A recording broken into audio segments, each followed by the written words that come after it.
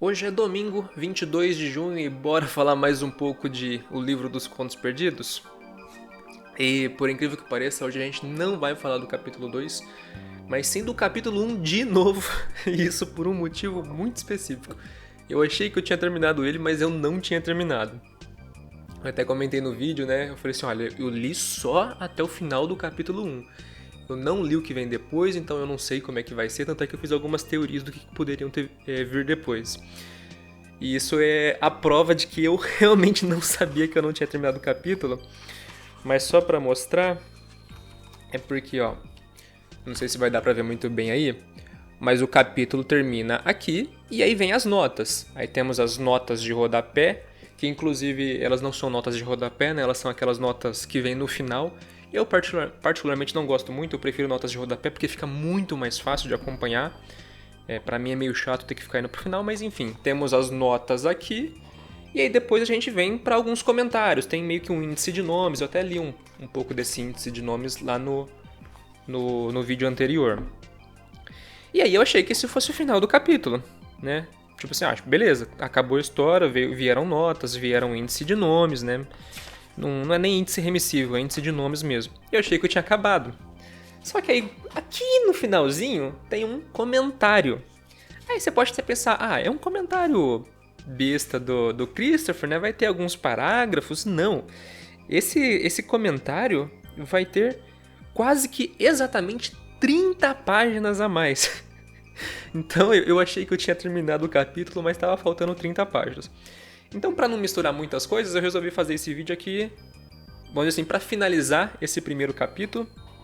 E aí, depois que eu continuar a leitura, eu falo aí. A intenção é fazer mais ou menos um capítulo por vídeo, para não ficar muito embananado.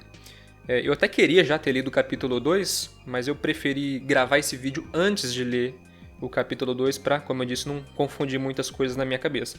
Então bora falar um pouco disso, inclusive até vi aqui. Pera lá. Aqui, ó. Inclusive comecei a fazer as minhas primeiras marcações nele. Eu não sou muito de ficar anotando em livro, mas eu gosto muito de passar marca-texto em passagens que me marcam.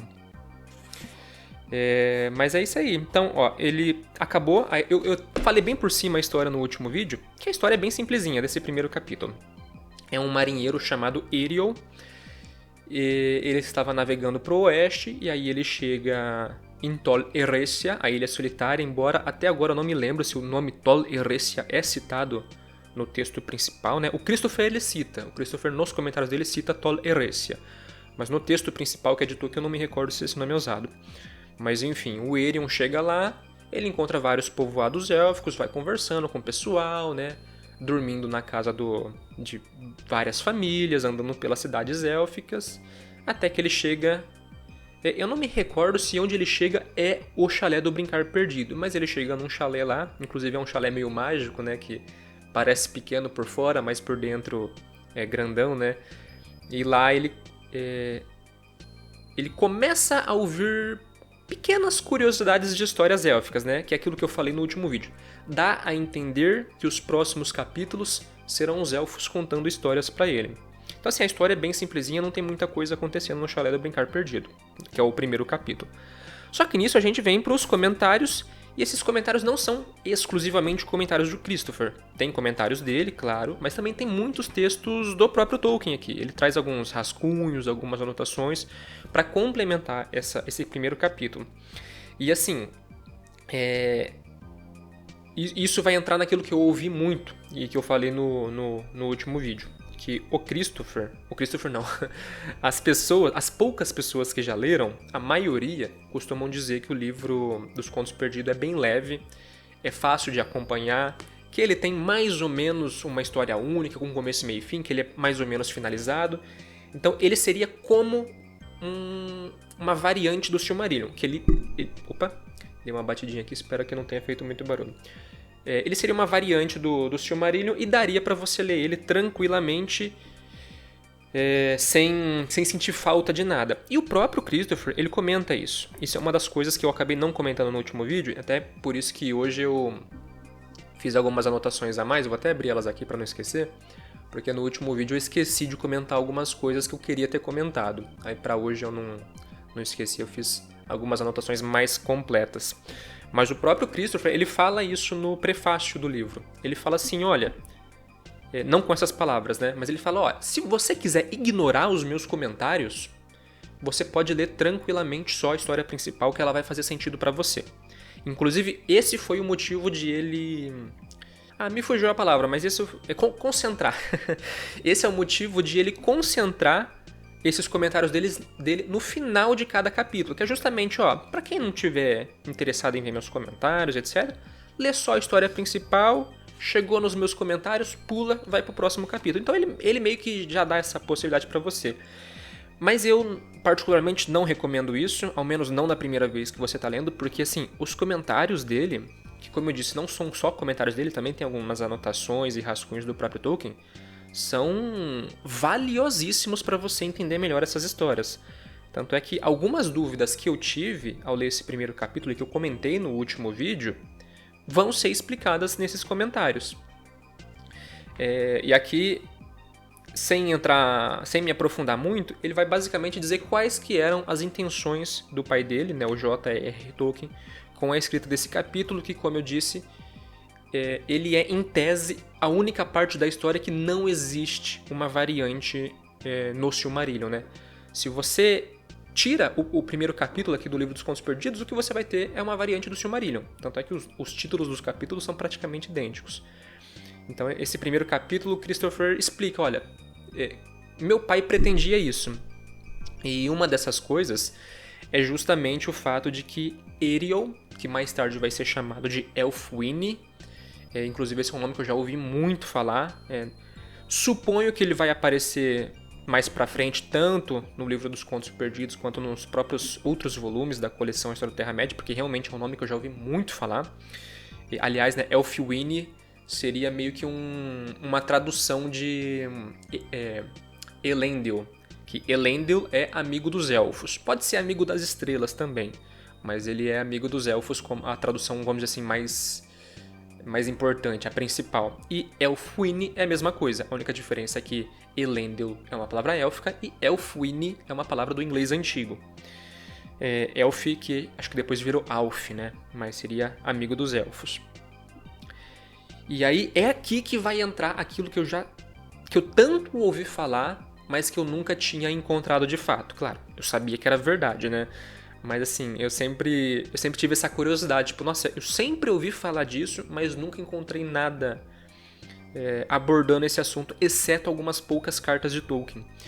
Que é o fato de que o Silmarillion, que não tinha esse nome, claro, ele começou com Tolkien tentando criar uma mitologia para a Inglaterra. Isso vai ser citado aqui no Livro dos Contos Perdidos. Não sei se o Christopher vai aprofundar mais isso mais pra frente, mas, né, por enquanto ele aborda isso nesses comentários ao final do primeiro capítulo, O Chalé do Brincar Perdido. E aí o Christopher... Isso não tá no capítulo em si, tá? Na história principal do capítulo isso não tá mencionado. Por que isso tá mencionado? O Christopher explica pra gente que o Tolkien abandonou isso mais pra frente.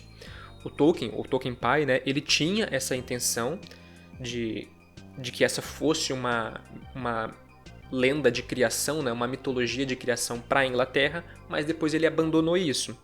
Então o Tolkien ele tinha anotações do que ele pretendia fazer com isso, só que ele não chegou a fazer de fato, ele só tinha essas anotações, e como ele abandonou, como ele desistiu de fazer isso, ele nunca chegou a fazer. Então é por isso que isso não vai estar nesse primeiro capítulo, mas o Christopher traz esses comentários aqui no final, que, como eu disse, são valiosíssimos.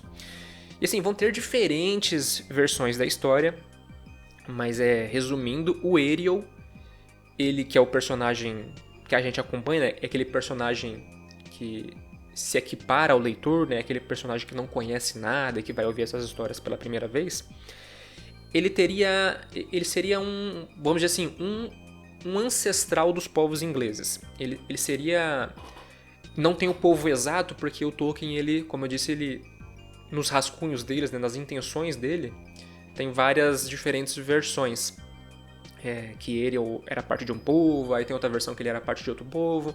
Mas a ideia geral que sempre se mantém é que ele viria de um povo dos antepassados dos ingleses. E, inclusive, essa história se passaria antes da Inglaterra existir.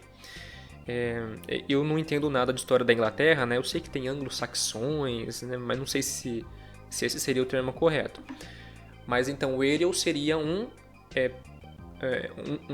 homem desse povo que no futuro daria origem aos ingleses, e ele teria viajado para o oeste em seu navio e teria encontrado a tal da Ilha Solitária, Tol Eressëa.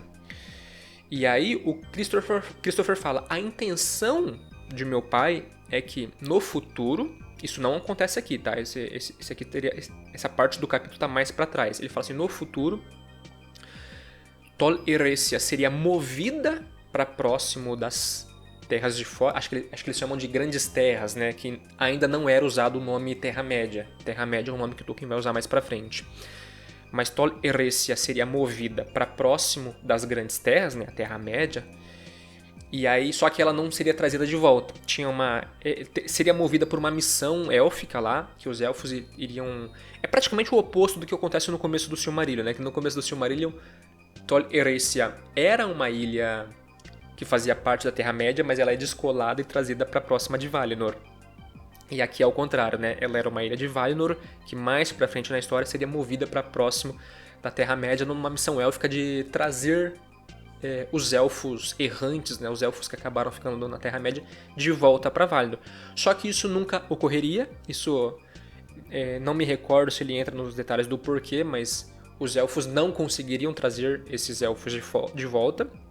E Tol Eressëa acabaria ficando próximo da Terra-média, acabaria ficando ali na parte oeste da Terra-média e futuramente daria origem à Inglaterra. Então Tol Eressëa, a Ilha Solitária, seria a Inglaterra. Aí, como eu disse, essas histórias se passam antes disso. Então, qual que era a intenção de Tolkien? A intenção de Tolkien é que a Inglaterra, em sua origem, fosse uma terra das fadas. Das fadas no sentido de elfos, tá? Como eu disse, Tolkien, pelo menos nesse início, não usa o termo elfos. Ele usa o termo fadas, que são quase que sinônimos. Não são exatamente a mesma coisa, mas elfo e fada é basicamente sinônimos. Então, essa era a ideia de Tolkien. Beleza, a Inglaterra um dia foi foi a terra das fadas, mas as fadas deixaram essa terra e ela se tornou uma terra de homens. E aí o livro dos Contos Perdidos, né, seria Tolkien criando essa mitologia de, beleza, como que Tol Eressëa, ou melhor, como que Inglaterra foi de uma ilha de fadas para uma ilha de homens. E o Chalé do Brincar Perdido, que é o primeiro capítulo, ele é o mais importante de todos, porque o Chalé do Brincar Perdido é justamente o capítulo que vai ligar isso. Que seria, melhor dizendo, né, onde Tolkien ia explicar isso. Que ele falaria que Ariel, né, mais tarde chamado de Elfwine, chegaria até Tol Eressëa, ouviria as histórias dos elfos, e aí depois Tol Eressëa seria movida, e enfim, se tornaria Inglaterra e tudo mais. Então esse é o capítulo mais importante. Só que Tolkien abandonou isso mais tarde, o próprio Christopher fala, né? Tem algumas anotações de meu pai dizendo que ele pretendia fazer isso, mas ele abandonou, por isso que ele nunca fez. E é por isso, inclusive, que esse capítulo foi totalmente descartado no Silmarillion tardio, o Silmarillion posterior. Não só aquele que a gente conhece como o Silmarillion publicado, mas né, outras... O Silmarillion de Tolkien mesmo, né? Aqueles vários rascunhos que ele estava fazendo. E é por isso que... como Tolkien abandonou essa ideia de Tol Eressëa ser a Inglaterra, tanto é que na versão posterior das lendas, Tol Eressëa é descolada do planeta e está, entre aspas, flutuando no espaço numa outra dimensão, não faria sentido, né? Tol Eressëa ser a Inglaterra e a Inglaterra tá no espaço flutuando. Então é por isso que esse capítulo foi totalmente descartado, né? Esse capítulo só faz sentido para essa primeira versão da lenda, que diz que Tol Eressëa viraria a Inglaterra, né? Só que daí, como Tolkien abandonou isso, esse capítulo foi descartado. Eu tinha comentado, né, que tinha ficado subentendido que Ariel seria descendente de Earendil. Earendil, que é o pai de Elrond, é um meio-elfo lá que tá velejando pelos céus com uma Silmaril na testa. Não é bem isso. Se eu não me engano, o termo usado é filho de Earendil. Earendil não, né? Earendel, que é com outra escrita. Mas é isso, aqui nos comentários, nesses comentários de Christopher, ele vai explicar que isso não é literal. Que existem várias pessoas que são chamadas de filhos de Earendel. Eu não me recordo o que representa isso, né? Então, mas assim, só para esclarecer, ele não é um descendente direto de Earendel. Ele tem algo dentro dele, né, que caracteriza ele como um filho de Earendel. Mas tem, como eu disse, tem várias outras pessoas que também são chamadas de filhos de Earendel, mas assim, não tem nada a ver com filho de sangue, né? Nem filho, nem neto, nem nada. Ah, e outra coisa que eu também achei muito interessante, igual eu falei, dá pra você ler a história principal sem ler os comentários de Christopher? Dá, mas eles são essenciais pra você entender melhor essa história. E tem várias coisas, não só os filhos de Earendel, que aqui é explicado melhor do que se trata, mas tem várias outras coisas que também vão ser melhor explicadas. Primeiro, eu finalmente entendi o que seria Cor e Cortirion. Cortirion é uma cidade que ficava lá na Ilha Solitária e é a cidade onde ficava o Chalé do Brincar Perdido. Isso eu tinha entendido. Mas eu não estava entendendo muito bem o que era esse tal de Cor, qual era a relação de Cor e Cortirion. Mas enfim, aqui nos comentários de Christopher, a gente vai entender que Cor é o que mais tarde a gente vai chamar simplesmente de Tirion. Lá no Silmarillion a gente conhece Tirion sobre Tuna, que é a cidade dos elfos. No início era dos Vanyar e do Noldor, mas mais tarde passa a ser uma cidade quase que exclusivamente dos Noldor. Então Cor é Tirion. Tirion, eu digo no sentido do nome moderno, né, do nome mais posterior. E Cortirion seria uma cidade que foi feita para homenagear Cor. Tirion é torre. Eu não sei se essa tradução se mantém para a versão tardia do Silmarillion, mas Tirion seria torre, né? E Cortirion seria uma cidade que tem uma torre e que teria sido feito à imagem de Cor, né? Seria uma forma de homenagear. A gente tem isso no Silmarillion, mas com outra cidade completamente diferente. Eu não me recordo de no Silmarillion ter alguma menção a algo nessa linha da Ilha Solitária ter sido feita... Alguma cidade na Ilha Solitária ter sido feita à imagem de Tirion. Mas a gente tem isso lá em Gondolin, que é dito explicitamente que não sei se foi a pedido de Turgon ou se foi sem querer, mas é dito que Gondolin seria isso. Gondolin seria, entre aspas, uma réplica de Tirion. Então me parece que Tolkien readaptou, né? Como Tolkien meio que tirou essa parte de Inglaterra, de tolerância e tudo mais, deu a impressão que ele falou assim, beleza, mas eu vou readaptar isso para outra parte. No caso, dizendo que Gondolin seria feito à imagem de Tirion, né? Mas, como eu disse, esses comentários aqui são essenciais para você entender melhor o plano geral da história, principalmente se você já tiver lido o Silmarillion, que eu imagino que você já leu, se você está lendo o livro dos Contos Perdidos. E outra coisa que ele também explica é que eu comentei que eu não estava entendendo nada a questão da localização. E eu acho que eu não abordei isso, mas um dos motivos que eu não estava entendendo nada nessa parte da localização, dos mapas e tudo mais, é que a gente tinha menção a homens, homens eu digo raça humana, fora elfo, porque Tolkien não é claro, mas fica subentendido que elfos também seriam da raça humana. Mas enfim, nós tínhamos menções a homens andando em Valinor e vivendo em Valinor, que falava lá assim que os homens tinham que andar por tais ruas e eles não podiam se desviar porque senão eles iam acabar se deparando com cidades élficas e ficarem enamorados e tudo mais. Inclusive isso é outra coisa que eu imagino que foi readaptado no conto de Númenor, porque Númenor tinha isso, né? Os Númenorianos não podiam velejar para o oeste, porque se eles visitassem Valinor, eles ficariam enamorados pela imortalidade e tudo mais, né? Mas aqui, no Livro dos Contos Perdidos, a gente tem menção a isso ocorrendo, não assim em terras diferentes, mas numa mesma terra. Dentro de uma mesma terra, fala assim, olha, as crianças humanas, né? Tem que tomar cuidado para não sair do caminho e ir para as cidades élficas e tudo mais. E isso eu não estava entendendo. Porque eu falei assim, tem humanos em Valinor? Em Valinor eu digo assim, vivendo em Valinor, tem povoados humanos em Valinor? Ou Valinor não existia e na verdade os elfos viviam na Terra-média, né, nas grandes terras? Eu tava meio perdido, por isso que eu falei assim, olha, os mapas que eu tenho, né, não fazem sentido nenhum. Mas aqui nos comentários isso vai fazer muito mais sentido. E o Christopher vai explicar, não, a gente não tinha povoados humanos em Valinor. E essas visitas que humanos, eu não me recordo agora se são só crianças ou se são adultos também. Mas essas visitas que alguns humanos faziam a Valinor eram através dos sonhos. Eu não vou me recordar do nome, mas tem um nome específico. Eu tô dando uma olhadinha aqui no índice de nomes para ver se eu vejo por cima, mas eu não vou encontrar não. Mas assim, essas crianças, igual eu falei, não me lembro se tem adultos também, elas através dos sonhos tinha meio que uma estrada filosófica, espiritual, não sei, no qual essas crianças conseguiam visitar Valinor. Então, né, tá aí a explicação. A gente não tinha humanos e elfos vivendo em Valinor junto, mas assim, com povoados meio isolados. Não, é que alguns humanos, enquanto dormiam, podiam visitar Valinor. E, se eu não me engano, Eriol seria um desses. Eriol seria uma dessas crianças que, quando dormia, conseguia visitar Valinor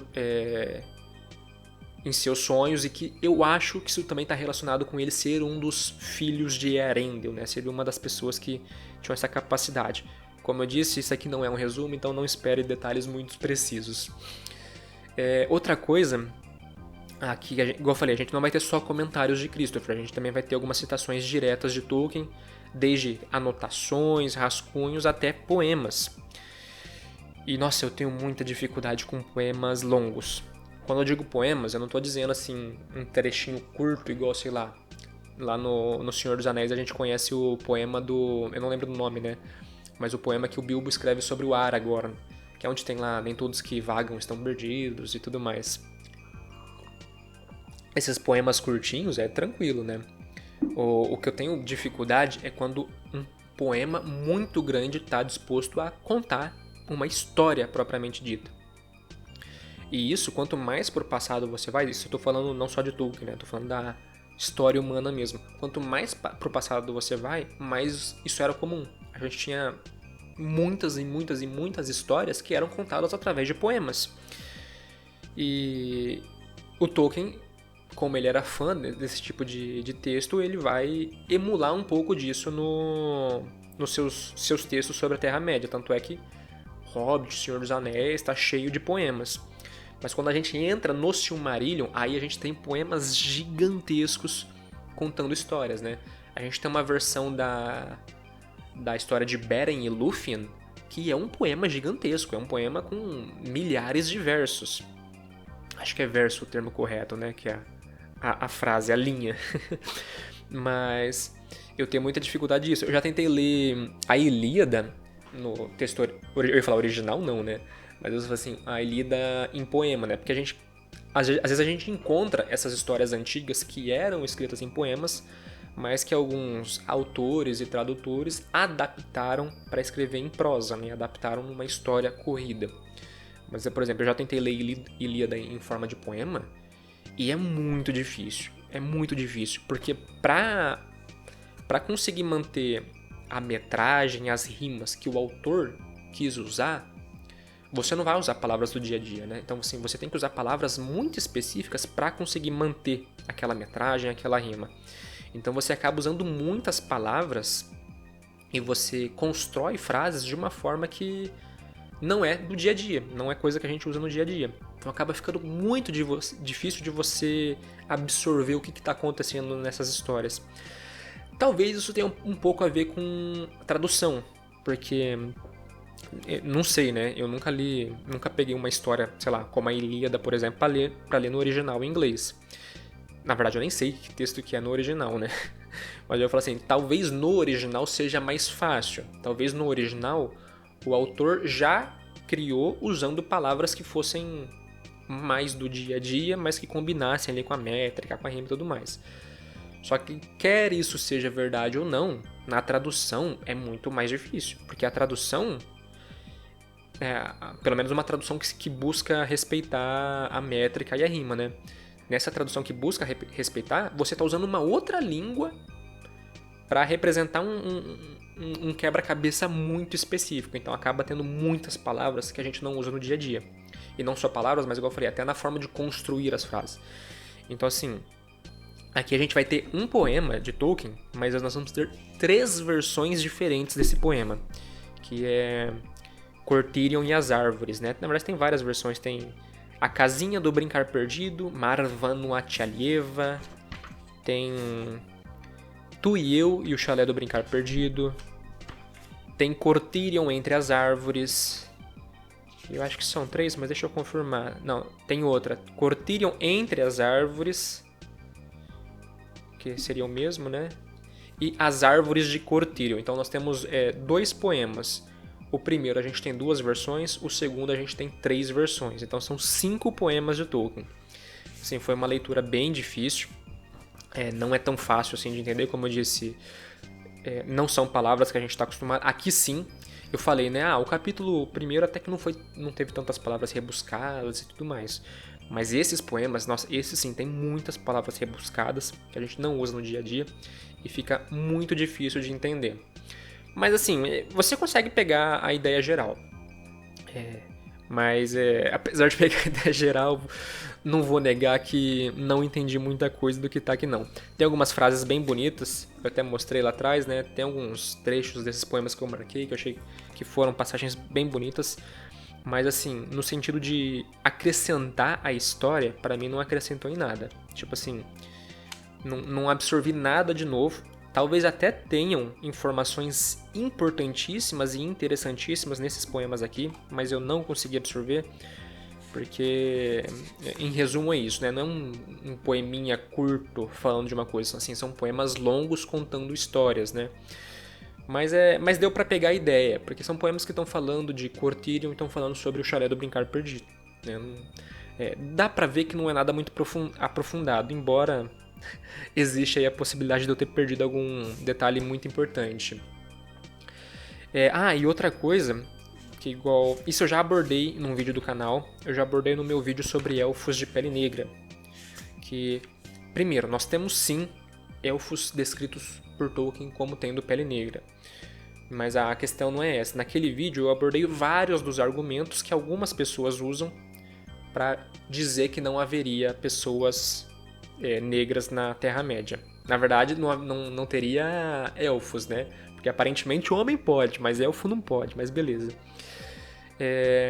E aí muitas pessoas primeiro usam esse argumento, não, porque Tolkien criou o Silmarillion para ser uma mitologia para a Inglaterra, e na Inglaterra originalmente só teria pessoas brancas, etc e tal. Primeiro, eu não vou abordar essa questão de se tinha ou não pessoas negras no início da Inglaterra, mas segundo que o próprio Christopher fala aqui no livro dos Contos Perdidos que Tolkien abandonou isso. E Tolkien abandonou por completo essa ideia do Silmarillion ser uma história para a Inglaterra. Tanto é que esse capítulo Chalé do Brincar Perdido foi totalmente omitido da versão posterior do Silmarillion.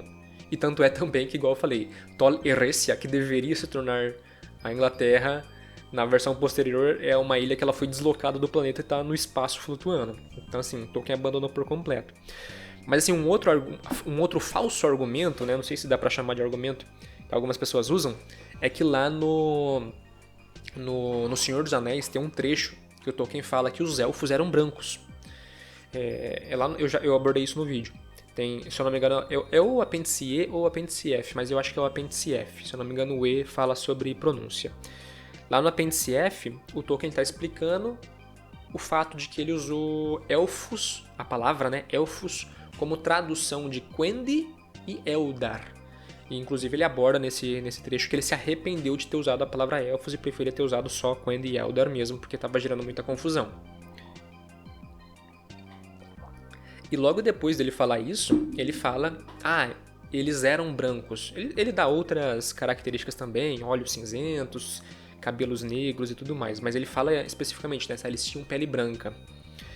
E aí, isso vai ser abordado pela primeira vez aqui no livro dos Contos Perdidos. Depois, isso vai ser acrescentado ao Senhor dos Anéis como uma nota de rodapé. Então, quem usa esse argumento não dá nem pra dizer, não, mas é que eu não li o livro dos Contos Perdidos. Não dá pra dizer isso porque desde os anos 90, o Senhor dos Anéis já conta com uma nota de rodapé explicando isso. E acredito que todas as versões do Senhor dos Anéis que já foram publicadas no Brasil, seja da Harper, seja da Martins Fontes, contam com essa nota de rodapé. Então não dá nem pra pessoa dizer que não é minha culpa porque eu não tinha lido o livro dos Contos Perdidos. Não, porque tem nota de rodapé. Mas assim, cronologicamente falando, o livro dos Contos Perdidos foi publicado em 83, se eu não me engano, e em 83 essa foi a primeira vez que isso foi abordado. E como eu comentei lá no meu vídeo, eu inclusive trago uma citação direta desse livro, o Christopher, ele explica que essa descrição que Tolkien fala, era branco, tinha cabelo negro, olhos cinzentos, era exclusivo dos Noldor. Noldor, que é um dos 3 principais clãs élficos. O Christopher, ele não entra em detalhes do porquê que ele está abordando esse assunto, mas ele finaliza esse assunto dizendo assim: sou incapaz de determinar como essa extraordinária corrupção do sentido surgiu. Eu não sei se houve discussões na época, se na época tinha gente discutindo se todos os elfos eram brancos, de olhos cinzentos e cabelos negros. Não sei se houve essa discussão, mas assim, dá a entender que pode ter havido, porque ele fala isso, né? Tipo assim, soaria estranho o Christopher abordar esse assunto se ninguém nunca discutiu sobre ele. A não ser que ele, por um acaso, prestou atenção nesse detalhe lá no Senhor dos Anéis, viu que poderia gerar uma confusão e decidiu abordar aqui. Pode ser. Mas assim, como eu falei, ele não deixa claro por que ele está abordando esse assunto. Então pode ser que na época já teria havido esse tipo de discussão. Mas aqui o Christopher ele vai trazer o rascunho original dessa parte do apêndice que está lá no Senhor dos Anéis. Que ele fala... Enfim, a primeira versão, Tolkien escreveu o texto, só que aí depois Tolkien deu uma adaptada e publicou a versão adaptada no Senhor dos Anéis. E nesse rascunho, o Tolkien deixa claro, ele está falando exclusivamente dos Noldor. E aqui, igual eu falei, né, voltando para aquilo que eu falei mais atrás, é importantíssimo ler os comentários para você entender melhor essas histórias. E vai ser aqui que vai ser explicado pra gente que os gnomos, na verdade, são os Noldor. Gnomo é sinônimo de Noldor. Gnomo seria uma palavra...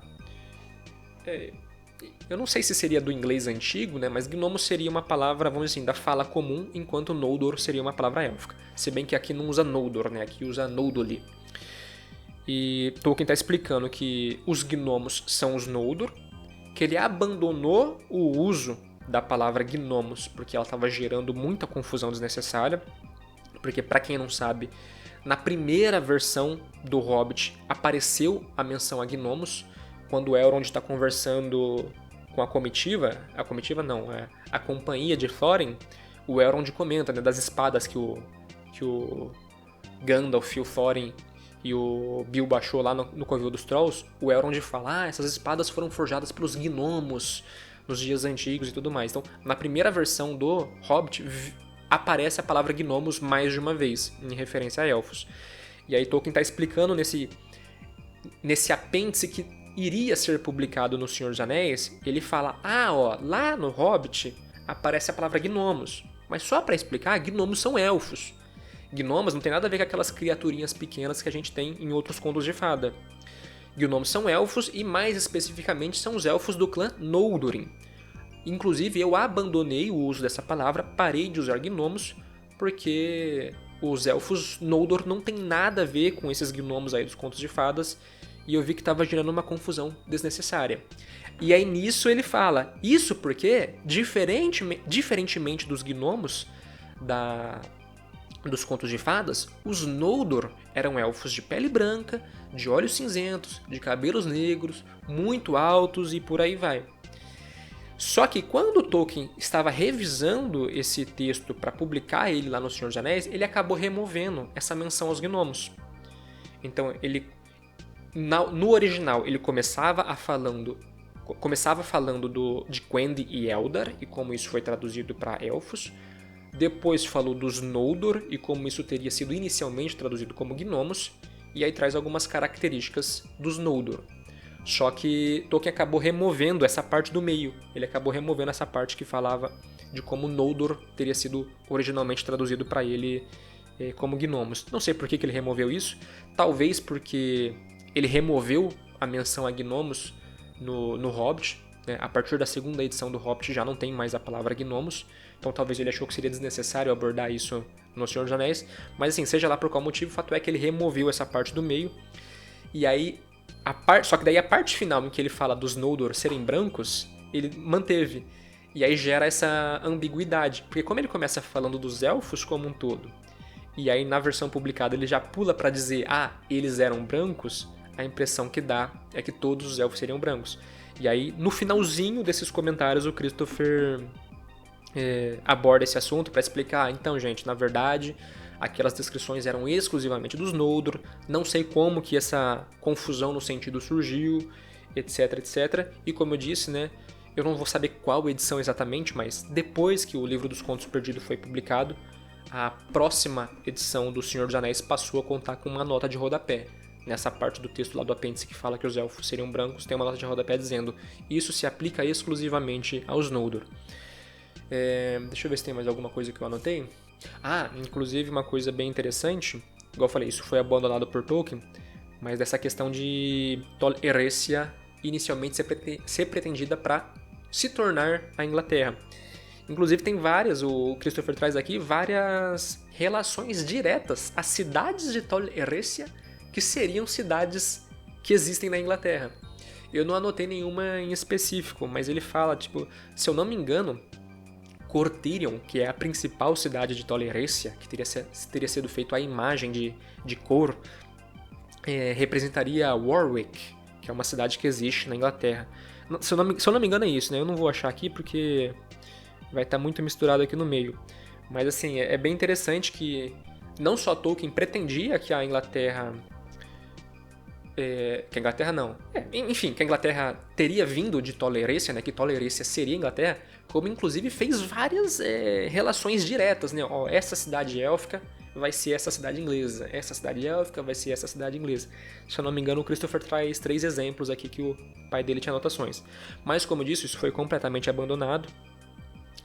Isso na verdade nunca nem chegou a ser desenvolvido. O Tolkien ele pretendia desenvolver isso, e a história de Eirion, né, o Chalé do Brincar Perdido, seria para trazer essa parte da história, mas o Tolkien nunca escreveu isso de fato, ele só tinha anotações do que ele pretendia fazer, só que além dele ter somente anotações do que ele pretendia fazer, ele abandonou isso mais tarde, e como ele abandonou, né, ele nunca chegou a fazer uma versão dessa história.